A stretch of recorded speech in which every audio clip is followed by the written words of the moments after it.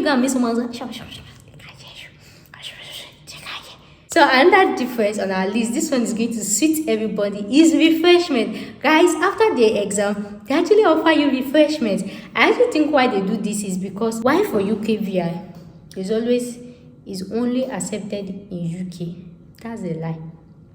That's a lie. UKVI can be used in other countries aside UK.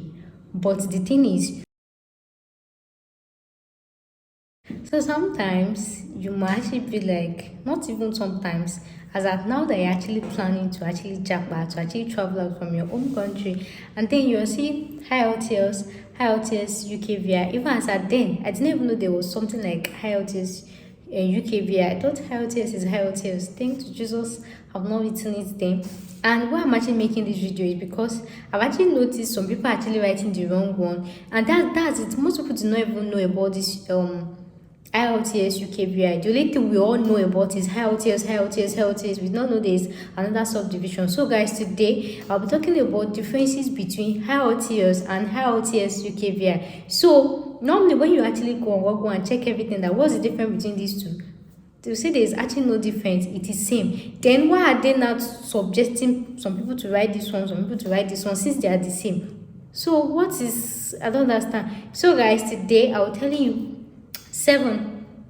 So today I will tell you guys seven major differences between the IELTS and IELTS UKVI, and these to actually look out for when you're actually writing, to be sure that you are writing the right one. You're either writing IELTS or IELTS UKVI, and then to know if you can actually interchange each for each, and then to know which point on your visa application or which country actually request for UKVI or IELTS, and if you can actually change it for each other. So if you know you've watched it up to here, make sure you click the subscribe button, subscribe to my YouTube channel. So hey guys, welcome back to my YouTube channel. This is your home care Ashley Demis, and of course you're watching you're watching Japa with Ashley Demis, where I share about immigration, travels, tips, everything relating to traveling, health, passports, everything is gonna be here. This hair wants to be blocking my face from seeing my face. Looking my face from seeing my face. See that rhymes? So guys, let's get started. So normally before we actually talk about the difference, we should actually talk about some formats.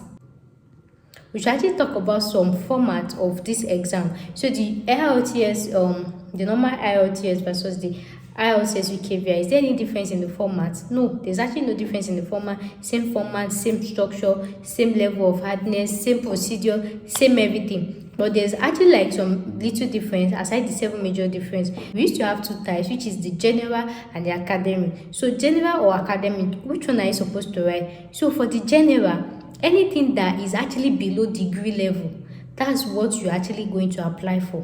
Do you understand what I just said? Anything below degree level, maybe you are going to study diploma, any vocational course, your skilled worker, or anything below diploma. So below degree level, that's when you actually write general IELTS, whether normal IELTS or UKVI. So for IELTS academic, anything above degree level, BSc, Masters, PhD, professional course, registering professional course. So whether you have your BSc and you actually want to go and register as a nurse, you have to write the academic. Whether you have your Masters, anything above from degree, from BSc upward.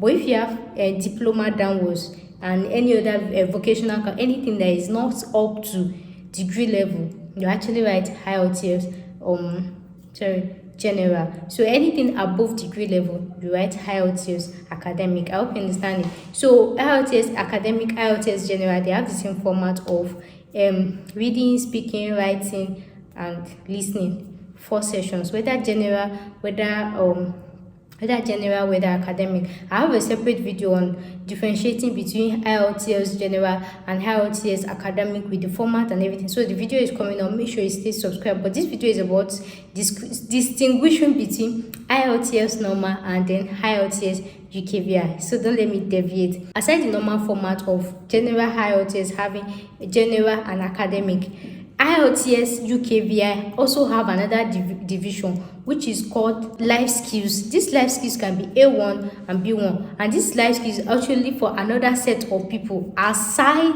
the one for degree level, and not degree level. So now let's get right into it. So what are the major differences between general normal IELTS and IELTS UKVR? Number one is talking about the price, because of course that's the first one you want to be interested in it. What's up with this one? So normally, when I am making this video, IELTS, normal IELTS costs 83,000 naira in my country's currency, but I'll be converting to dollars.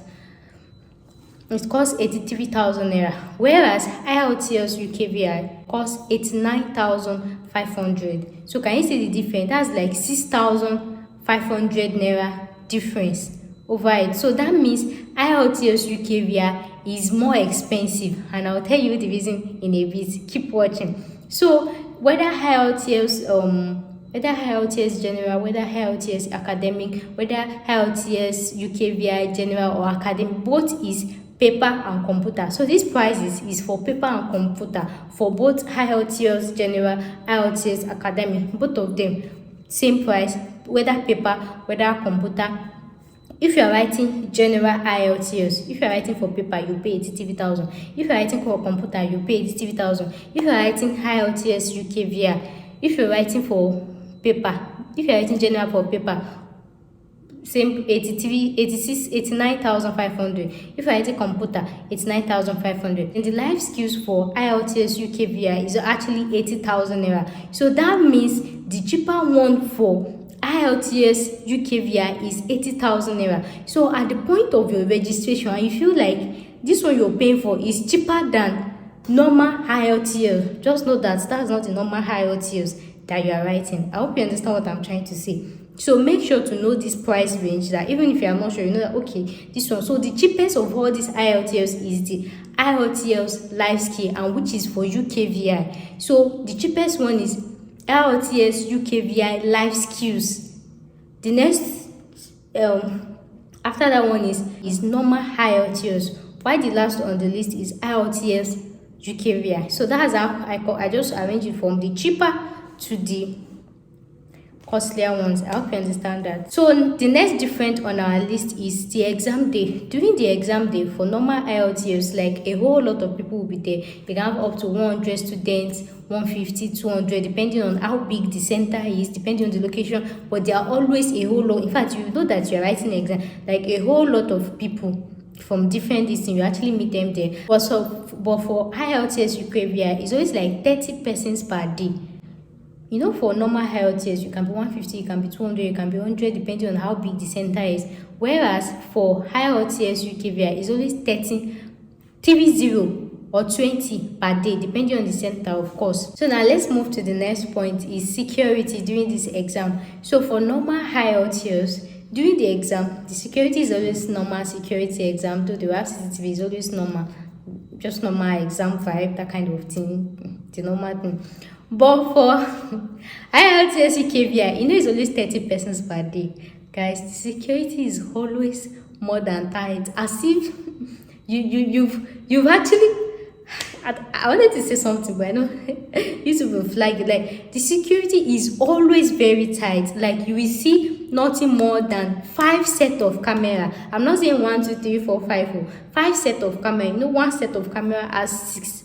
One set of camera has 6 camera, 1 set 6 camera. So 6 times 5 for 30 people. Like, the security is always tight from year to year, and they will start monitoring you from when you are even entering, before you even enter the compound of the, from when you're coming to the floor, to the corridor, to the this one, to the toilet, to the everything. In fact, embassy itself no get camera reach them. Like, the security is always tight. And another thing about this cameras at the office, it actually has microphones, so they can basically hear what you're saying very well. So when you go and meet someone, so I know that before they actually release your result or anything, they will go through all their CCTV this thing. So in case you are thinking of or planning of doing some things, you know, just know you will get exposed. You get me? So that's the next on our list. The security for IELTS UKVR is always very tight. And the next on our list is test centers. Like normal IELTS, in fact, there is like they're even doing it at the back of my house.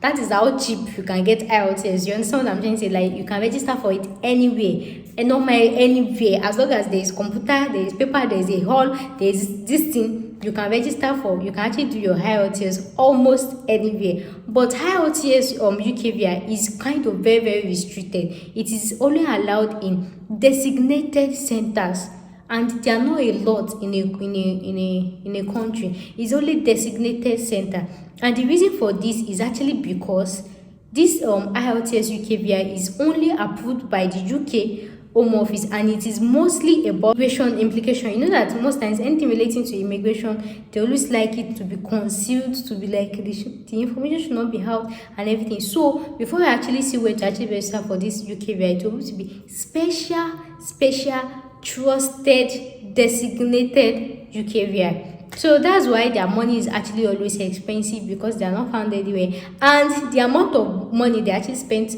on investing all these cameras, all these plenty cameras just to capture 30 persons. That's why the money is expensive. That's what I wanted to tell you guys. So another difference on our list, this one is going to suit everybody, is refreshment. Guys, after the exam, they actually offer you refreshment.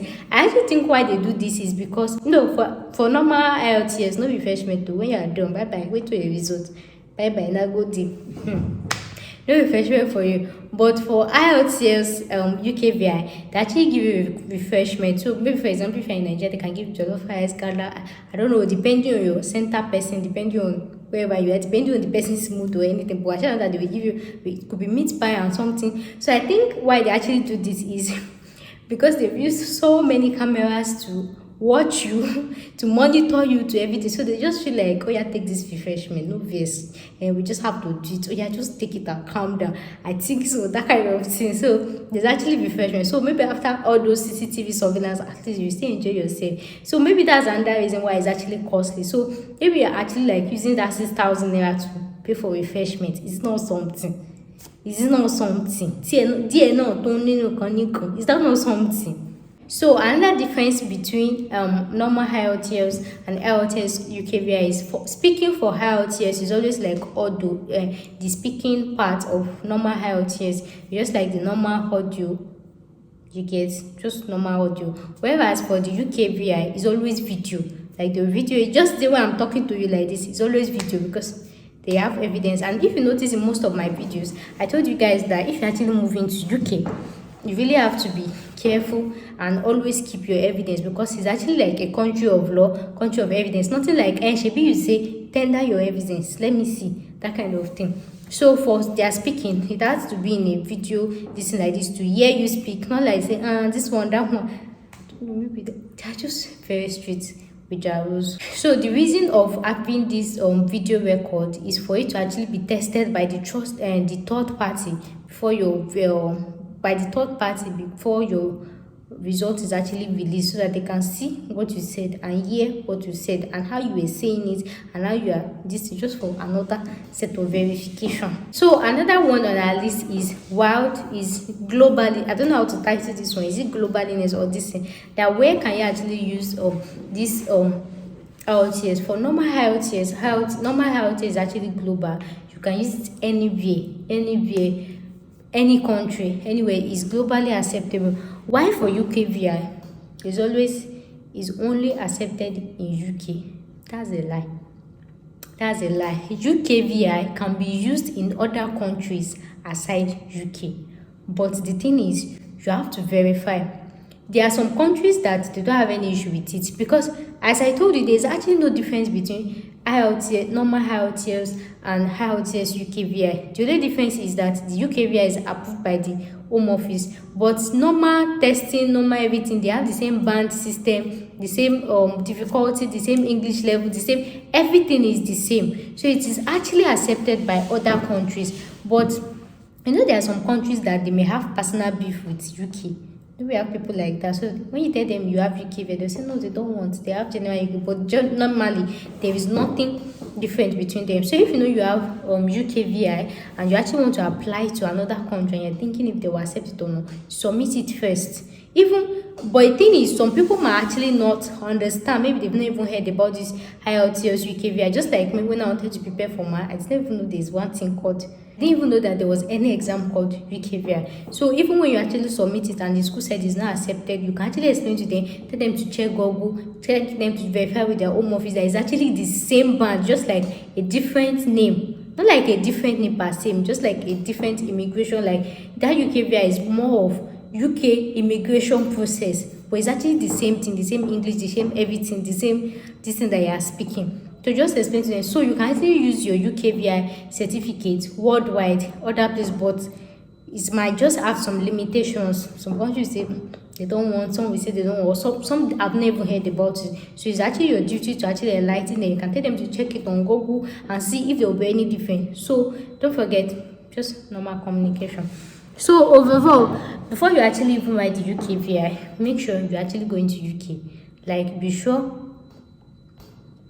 you are moving to UK before you have, just in case there's actually limitation or anything. But if you know you've actually written it, it's still fine. There's nothing bad in it, because other countries can accept it, but they might just want to stress you small. But it is widely acceptable. So far, in my next video, I'll be talking about the different types of UKVI that we have and which one to write for your position, the one you're going and everything. So far, if you enjoyed this video, thank you so much for watching, and I'll see you in my next video. Thanks for watching, and bye.